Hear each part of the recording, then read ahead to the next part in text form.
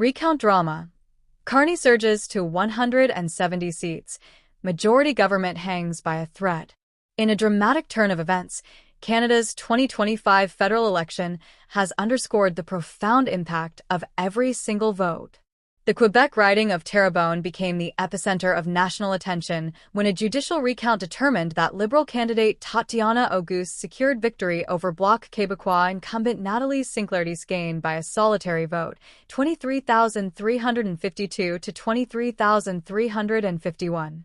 This razor-thin margin elevates Prime Minister Mark Carney's Liberal Party to 170 seats in the House of Commons, just 2 seats shy of the 172 needed for a majority government, highlighting how every vote can dramatically alter the political landscape. The Terrebonne result is particularly contentious due to the presence of 840 rejected ballots and reports of a mail-in ballot for the Bloc candidate being returned because of a misprinted envelope. This situation raises serious questions about the integrity of the electoral process. Elections Canada has declared the recount result final, but it is now facing scrutiny over the ballot rejection process. Many observers and political analysts are calling for a thorough review of the rules governing mail-in ballots and other voting procedures, especially in light of this incident, which could have altered the election outcome significantly. The implications of this single-vote victory are significant and far-reaching. With 3 additional ridings, Windsor-Tecumseh Lakeshore, Milton East Halton Hills South, and Terra Nova the Peninsulas, undergoing recounts due to similarly narrow margins, the Liberals have a tangible path to achieving a majority. In Windsor-Tecumseh Lakeshore, for instance, the Liberal candidate trails by just 77 votes. If a successful challenge occurs in this riding, it could bring the party to 171 seats, further solidifying their position in the House of Commons and providing them with a clearer mandate to pursue their legislative agenda. Prime Minister Carney, who assumed leadership of the Liberal Party in March 2025 following Justin Trudeau's resignation, has emphasized a mandate for swift and significant change. His new cabinet reflects this vision, introducing 10 additional departments to address specific issues such as housing, health, and rural development. This restructuring indicates Carney's commitment to tackling pressing challenges head-on. The administration has also announced plans to implement a middle-income tax cut before July 1st, aiming to improve affordability and support economic growth. Such measures indicate a proactive approach to governance, emphasizing the need for immediate action on pressing social and economic issues that affect the daily lives of Canadians.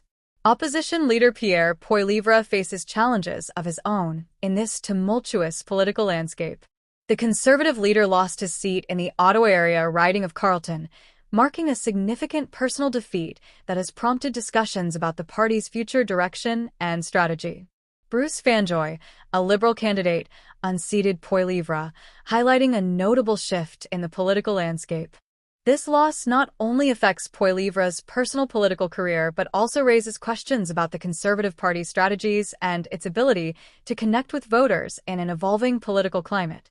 Analysts are now speculating on how this defeat might influence the party's overall strategy moving forward, especially in light of changing voter demographics and priorities. The situation in Terrebonne has sparked intense debates about the integrity of the electoral process. The high number of rejected ballots and the mishandling of a mail-in vote have led to calls for greater transparency and potential reforms in ballot processing. Many citizens are voicing concerns about the fairness of the election and the mechanisms in place to ensure that every vote is counted accurately. Elections Canada's handling of these issues will likely be scrutinized as the remaining recounts proceed. Public trust in the electoral system is paramount, and any perceived flaws can undermine confidence in democratic institutions.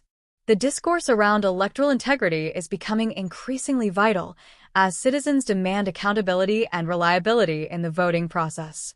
As Canada awaits the outcomes of the pending recounts, the nation's political future hangs in the balance.